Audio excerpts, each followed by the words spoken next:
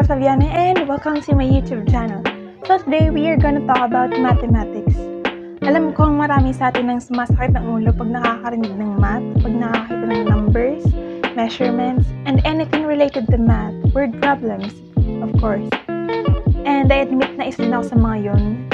Especially nowadays na habang tumataas yung antas ng edukasyon ay tumataas din yung level of difficulty ng math. And in order for us to survive is to live with it. We have to learn math itself kasi alam naman natin lahat ng problema ay may solusyon, and ganun din sa math, lahat ng problem sa math ay may solusyon. So we must learn math in order for us to survive math. And also we must accept the fact that we cannot avoid math kasi we are now living in a world full of math. But first, let us define math in general. Math is the abstract science of quantity, numbers, and space.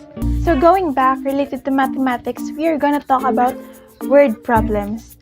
And I know a lot of us are struggling dealing with word problems kasi may iba't ibang steps or may iba't ibang process yung iba't ibang problems sa pagkuha ng solution. Just like in real life, sa iba't ibang struggles or iba't ibang problemang na-encounter natin, may iba't ibang way din tayo ng pag-solve nito. So in mathematics, there are many ways in order to solve a problem, and one of this is the Polya's 4 steps in problem solving. But who is Polya? Sino nga ba si George Polya? So si George Polya is an Hungarian mathematician and a professor from 1914 to 1940. So he made the fundamental contributions to combinatorics, number theories, numerical analysis, and probability theories. So kaya niya ginawa yung Polya's 4 steps in problem solving para mas mapadali yung pag-solve. He made it in order for us to solve problems easier in just 4 steps. And these 4 steps are: first, understand the problem; second, devise a plan; third is carry out the problem; and lastly is look back or review the solution. So the first step is understand the problem. It is very obvious that we must first understand the problem itself in order for us to solve the problem. Just like what Polya said, you must have a clear understanding in the problem for you to focus on understanding the problem. So, paano mo nga ba malalaman kung naintindihan mo talaga yung problem? One hint that could tell you that you've understand the problem really well if you can rephrase the problem itself. Kung kaya mong i-rephrase yung problem na hindi nababago yung meaning, ibig sabihin, naintindihan mo ng maayos yung problem. The second one is devise a plan. So, dito mo na iisipin kung anong technique yung gagamitin mo sa pag-solve ng problem. So, these are some strategies that you can use in devising a plan. First, pwede kang gumawa ng list of known information, list of what is needed, and as much as possible, make the list organized para mas madaling ma-identify. Or you can either make a tables or chart, diagram. Also, pattern. You can look for patterns in the problem kasi may mga problem na may pattern na pwede mong maging hint para sa solution na mas suitable dun sa problem. And then lastly, you can also use existing equations in order for you to make it easier para mas madali mong makuha yung sagot na hinahanap po dun sa problem. And next is the third one is the carry out the plan. So, naintindihan mo na yung problem, you've devised a plan, and then it's time to carry out the plan. So after devising a plan, you have to carry out the plan. So the question is, how are you gonna carry out your plan? So dito sa step na to, this will include all the solutions. Kung sa dun sa devise a plan, ang plan mo is gumawa ng equation. Dito sa carry out the plan, you are going to apply the equation to the problem. So yun na yung magiging pinaka-base or pinaka-foundation ng solution mo, yung equation. But of course, may instances na yung plan na is mo nung una ay hindi mag-work dito sa nung kinary out mo na siya. May instances na ganun. So what you have to do is you can either make or think of new plan. Siyempre is may instances na magkakaroon talaga ng errors or conflicts na magiging result na makukuha. So kung mangyari yun, all you have to do is just make a new plan. That's it. And of course, in carrying out the plan, syempre makukuha mo na dito yung sagot. And then yung sagot na yon, you will have to review that. And dito na pumapasok yung step 4, which is look back or review the solution. So, dito mo malalaman kung tama ba yung sagot mo. syempre, there are some methods and checking methods na pwede mong gamitin in order to identify if your answer is correct or not. So, if your answer is not correct, syempre, pwede mo siyang balikan dun sa solution. Pwede mo siyang i-check kung saan ka nagkamali or saan ka nagka-error. Also, syempre, yung solution mo dapat accurate and complete in details para malaman mo kung paano mo siya mare-recheck or paano mo siya malalaman na tama yung sagot.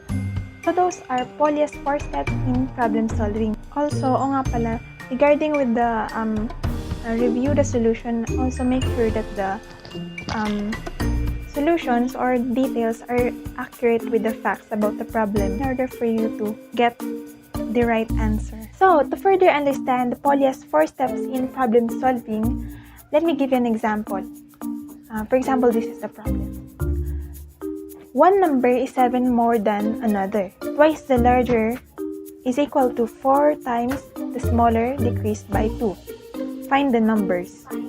So, ang sabi daw, we are looking for 2 numbers wherein yung isa is 7 more than another, and then twice the larger number is equal to 4 times the smaller decreased by 2. So, yun yung hinahanap natin sa problem natin. That is step 1, understand the problem. And next step is devise a plan. So, in devising a plan, let us use variables to represent a number. In this case, let's use x is equal to the smaller number. And according to the problem, a number is 7 more than another. So, x plus 7. X plus 7 is the larger number. So, we can use this equation. 2 times x plus 7 is equal to 4x minus 2. We will get this equation. Makuha natin yung equation ito if we understood the problem. Kasi sabi doon, a number is 7 more than another and twice the larger.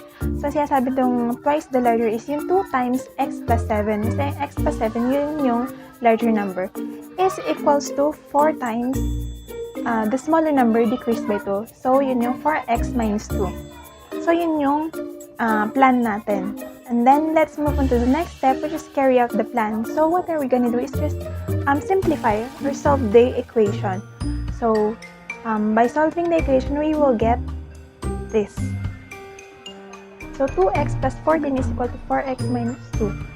And then, combine similar terms, we'll get 2x minus 4x is equals to negative 2 minus 14. And then, 2x minus 4x is equals to negative 2x, and then negative 2 minus 14x equals to negative 16. And then, divide both sides by negative 2, so the answer is x is equals to 8, wherein 8 is the smaller number. In order to get this larger number, bigay yung equation natin sa larger number is x plus 7. So, papalitan na natin ng 8 yung x. So, 8 plus 7 equals to 15. So, the larger number is 15. And ayun na, meron na tayong sagot. Smaller number is 8 and the larger number is 15. So, the last step is review the solution. So, according sa problem, nakikita naman natin na 15 is 7 more than 8, and twice 15, which is 30, is equals to 4 times less by 2. So, that is, we can prove that our answer is correct. So, that's how we solve problems using Polya's 4-step in problem solving. So, isa lang yon sa mga examples kung paano natin isolve yung problem in just 4 steps. But in reality, do we really apply? Na-apply ba natin yung ganitong mga steps sa buhay natin na pinag-aaralan natin? Well, siguro, in details or kung compare dun sa lessons natin, hindi talaga natin siya na-apply in real life. Pero, there are some concepts of math na na-apply natin sa buhay natin in solving a problem. Siyempre, pag may problema tayo. Siyempre, kung gusto natin ma-solve yung problem na yun, siyempre, iisipin mo natin kung ano talaga yung pinaka-main problem natin. And then, pag nalaman na natin yung main problem, siyempre, mag-iisip ka ng plano kung paano mo ma-solusyon yung problema mo. And then, lastly, syempre, hindi lang enough yung words, hindi enough yung plans para ma-solusyonan mo yung problema mo. You have to act on it. You have to take action. And lastly, pag nasolusyonan mo yung problem mo and nakikita mo namang okay yung lahat, okay yung nasa paligid mo, walang maapektuhan, then that solution is correct. So yun nga, yung math, oo, mahirap siya generally, mahirap siya. But then, it contributes a lot sa buhay natin. Kasi syempre, there are things that we cannot do without using math. There are things na mas mahirap gawin pag hindi natin alam yung math. At saka syempre, sa panahon ngayon, lahat na may kinalaman yung math, ultimo na lang sa pagbili natin, syempre, kailangan ng bilang ng pera. Sa pag-commute, syempre, kung estudyante ka, pag nagko-commute, kailangan mo i-budget yung pera mo para kumasya sa pamasahe. And then, time management as well. Ganun ka-importante yung math sa buhay natin. It contributes a lot in our lives. And as well sa mga kinakain natin, kung nakikita natin, pagkain lang sila, pero hindi natin alam na behind production of those na mga kinakain natin, including din yung math. Kasi, syempre, may mga accurate measurements or formulas lang ginagamit para ma-produce yung pagkain na yun. At syempre, sa pagtulog din natin, included din yung math. Syempre, kung ilang oras tayo natulog. At marami pang ibang related real-life situations na related sa math. And, oo, math is very hard to learn. Pero wala naman atang bagay na hindi mahirap matutunan. Lahat ay mahirap. So, just a lot time in learning and everything will be easier. So, that's it. I hope you've learned something from me today and thank you. God bless you.